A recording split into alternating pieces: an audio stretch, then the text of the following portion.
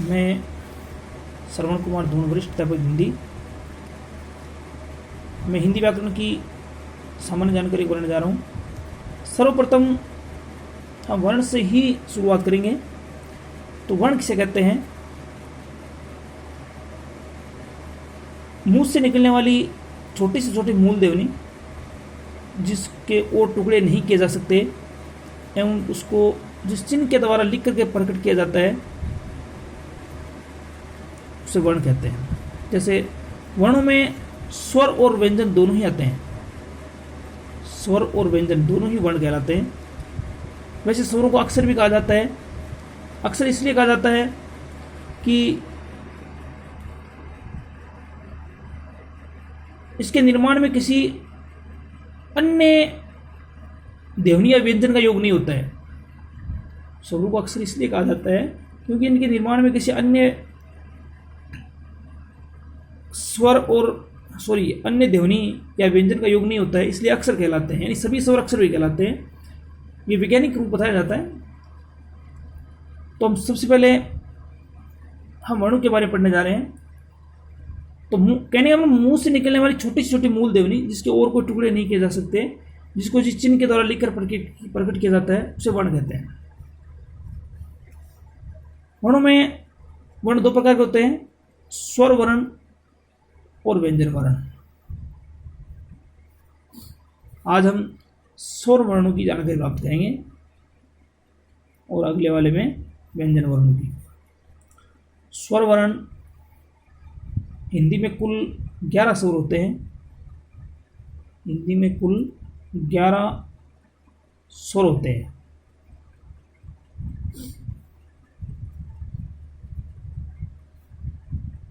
स्वर किसे कहते हैं? यानी आपके ध्यान में आया होगा कि स्वर कहते किसे है।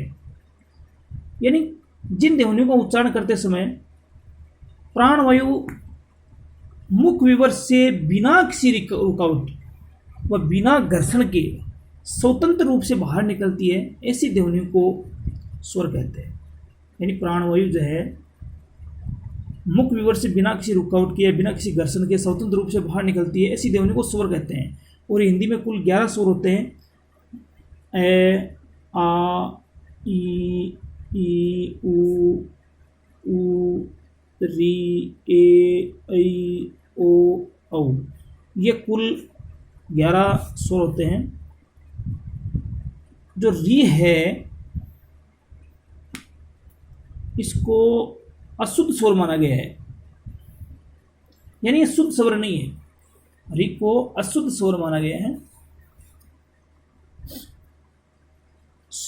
अब हम पढ़ेंगे स्वरों को किस किस प्रकार से विभाजित किया जाता है। स्वरों के प्रकार, 2 प्रकार के स्वर होते हैं। स्वरों के 2 प्रकार होते हैं।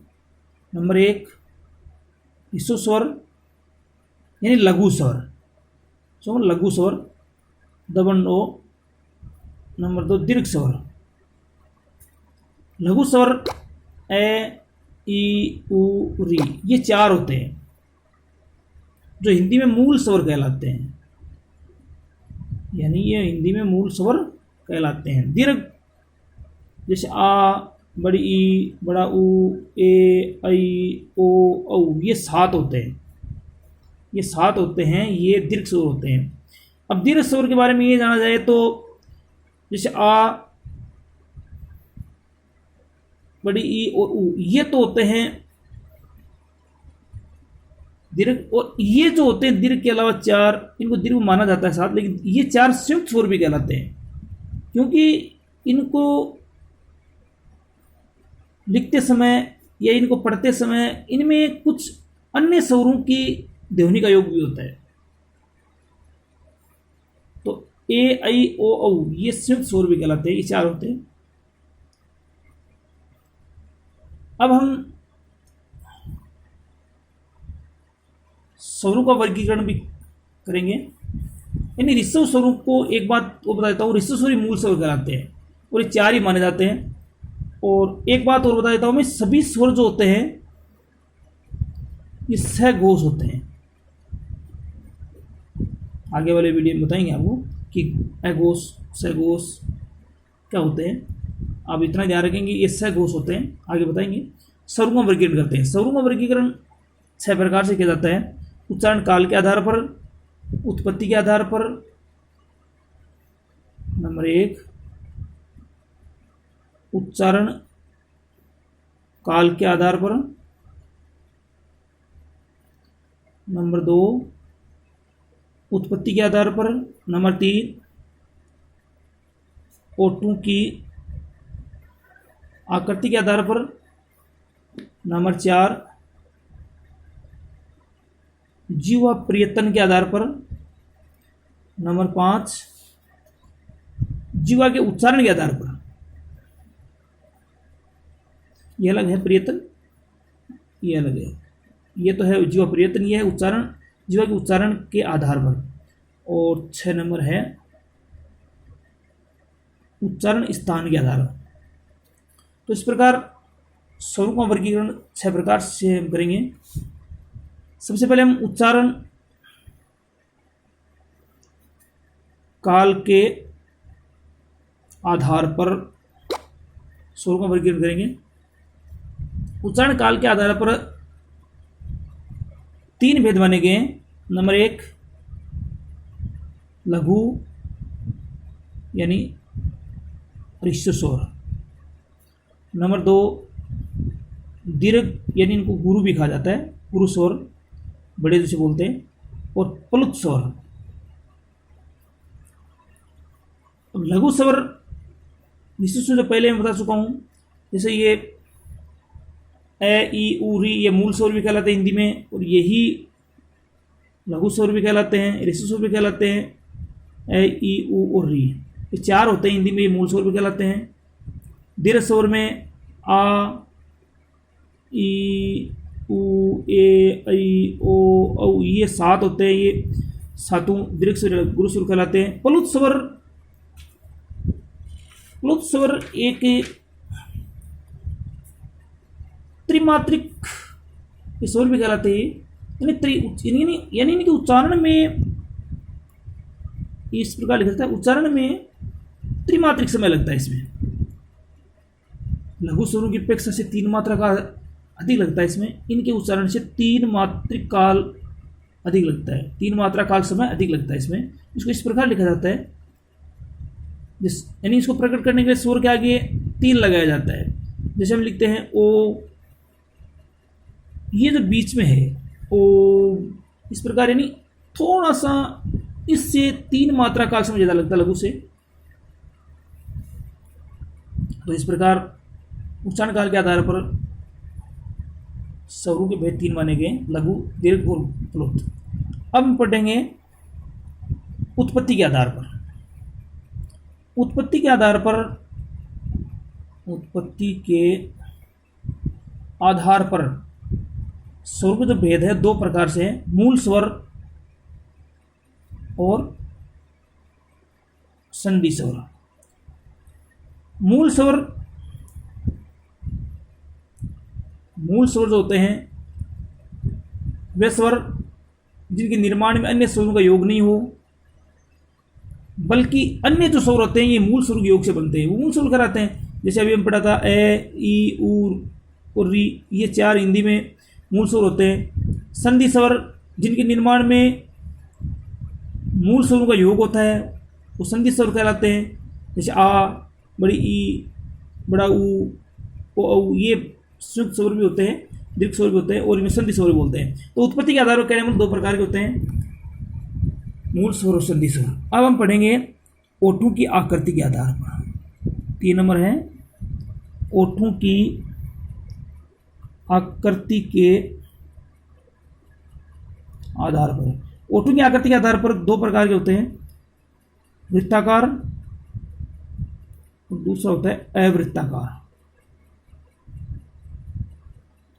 वृत्ताकार का मतलब होता है इनके उच्चारण, यानी वृत्ताकार का मतलब इस प्रकार के स्वर जिनका उच्चारण करते समय ओठों की आकृति गोल हो जाती है, यानी इनका जब उच्चारण करते हैं स्वरों का, तो जिन स्वरों का उच्चारण करते समय यदि ओठों की आकृति गोल हो जाती है उसे वृत्ताकार कहते हैं, और जिनका उच्चारण करते समय ओठों का विस्तार हो जाता है वो अवृत्ताकार कहलाते हैं।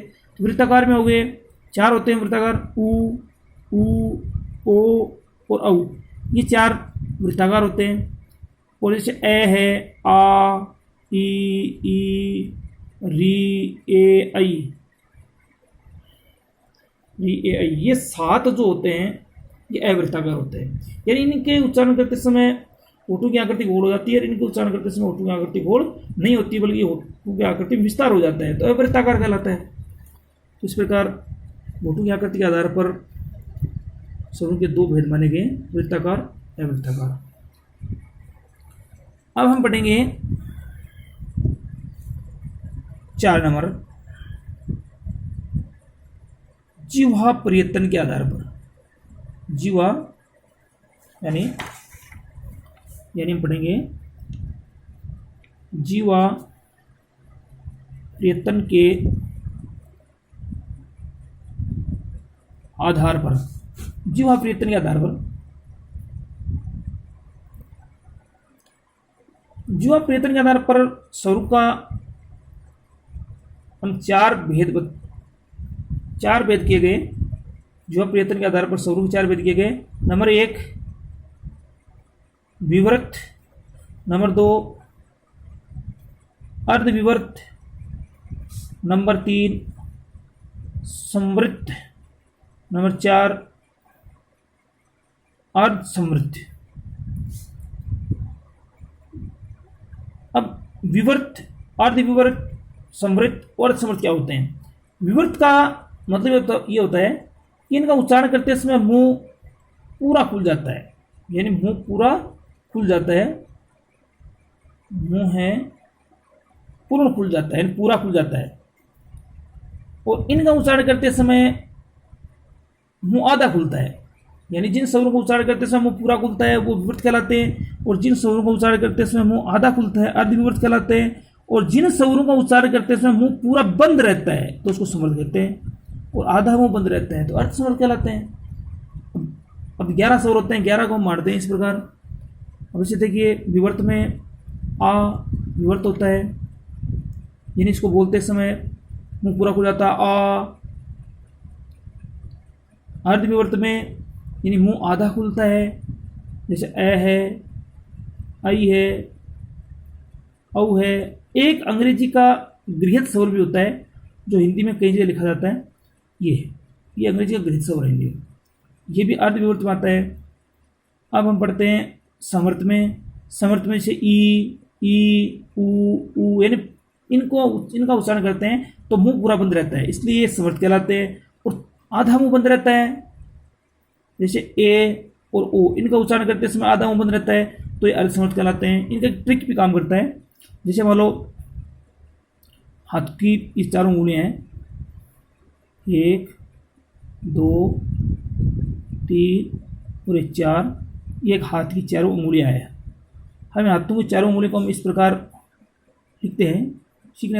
ये अंगूठे के पास वाली है, ऐसे मान लो अंगूठे के पास वाली है उंगली, तो हम इस प्रकार इनको भी एक ट्रिक से भी सीख सकते हैं। जैसे हाथों की 4 पास वाली है, जैसे इसको बोलते हैं हम अर्ध, इसको मानते हैं अर्धविवर्त, इसको मानेंगे, इस अंगुली पर निशान कर लेते हैं अर्धविवर्त का, फिर इसको मान लेते हैं विवर्त, फिर इसको मान लेते हैं समृद्ध, और ये लास्ट वाली छोटी अंगुली इसको मान लेते हैं अर्ध समर्थ।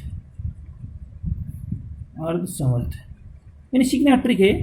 जैसे हम यहाँ से शुरू करते हैं, क्योंकि हिंदी में 11 स्वर होते हैं, यहाँ शुरू करेंगे जैसे ए, फिर आ, यानी क्रम से ए आ, तो ए हो गया अर्धविवर्त। ये क्रम याद होना चाहिए, अर्धविवर्त, विवर्त, समर्थ और समर्थ। जैसे ए विवर्त में आ, समर्थ में ई, ऊ, यहाँ तक ई, ऊ, इस प्रकार। फिर अर्ध समर्थ, जिसमें यहाँ पर आएगा ए। अब हमने यहाँ तक पढ़ दिया ए, आ, ई, ऊ, ए।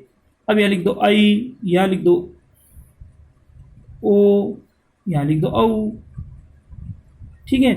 यानी ए, आ, ई, ऊ, ए, आई, ओ, औ। जैसे हम अंगुली को निशान से लेते हैं, हाथ पर लिखे करना कोशिश, ए, आ, ई, ऊ, ए, आई, ओ, औ। अब एक वो बच गया घृतस्वर, ये इसमें आता ही है। इस प्रकार जिह्वा प्रयत्न के आधार पर स्वर के जो भेद हैं वो 4 प्रकार के होते हैं: विवर्त, अर्धविवर्त, समृद्ध, अर्धसमृद्ध। अब हम पढ़ने जा रहे हैं जीवा के उच्चारण के आधार पर।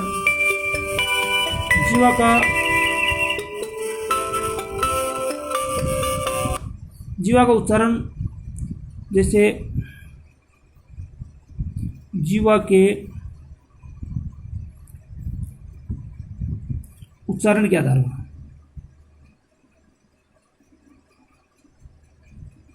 जीवा के उच्चारण के आधार पर स्वर हैं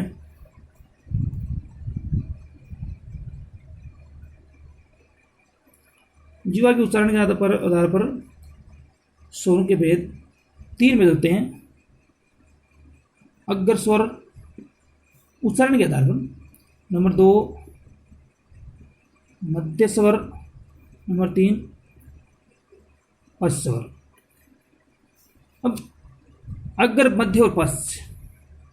अग्र इस प्रकार के स्वर जिनका उच्चारण जीवा के अग्र भाग से होता है, अग्र स्वर कहलाते हैं, यानी जीवा के अग्र भाग से होता है। जैसे ई, ए, ऐ, ये होता है जीवा के अग्र भाग से होता है इनका। मध्य स्वर इस प्रकार के स्वर जिनका उच्चारण जीवा के मध्य भाग से होता है, जैसे ए, आ, इनका मध्य भाग से होता है। पश्च स्वर जिनका इन स्वरों का उच्चारण जीवा के पश्च भाग से होता है, जैसे ऊ, ओ, औ,